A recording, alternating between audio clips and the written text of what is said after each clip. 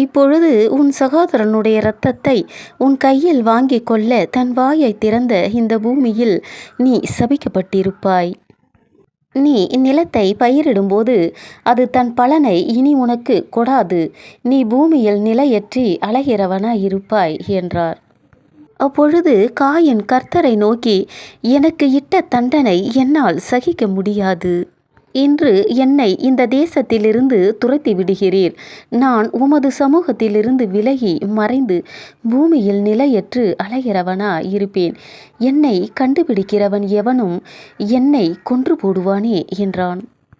அப்பொழுது கர்த்தர் அவனை நோக்கி, காயினை கொல்லுகிற எவன் மேலும் 7 பழி சுமரும் என்று சொல்லி, காயினை கண்டுபிடிக்கிறவன் எவனும் அவனை கொன்று போடாதபடிக்கு கர்த்தர் அவன் மேல் ஒரு அடையாளத்தை போட்டார்.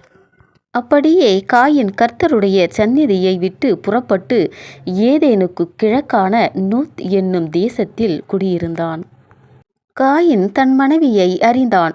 அவன் கர்ப்பவதியாகி ஏனோக்கை பெற்றாள். அப்பொழுது அவன் ஒரு பட்டணத்தை கட்டி அந்த பட்டணத்துக்கு தன் குமாரனாகிய ஏனோக்குடைய பெயரை இட்டான். ஆதாம் ஏவாளுக்கு காயின் ஆபேல் என்ற பெயர்கள் மட்டும் பரிசுத்த வேதாகமத்தில் குறிப்பிடப்பட்டுள்ளது. அப்படி இருக்கும்போது காயின் யாரை திருமணம் செய்தான்?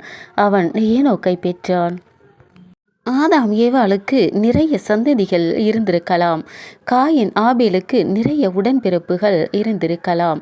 அன்றைய நாட்களில் சகோதரியை திருமணம் செய்திருக்கலாம். ஆதாம் ஏவாள் தேவனுடைய வார்த்தையை மீறியதால் அவர்கள் சபிக்கப்பட்டார்கள். அதன் மூலமாக பிசாசு காயின் இதயத்தில் எரிச்சல் கோபத்தை உண்டாக்கினான். அதன் விளைவு காயின் ஆபேலை கொலை செய்தான். அதனால் மனித இனம் தேவனால் சபிக்கப்பட்டது.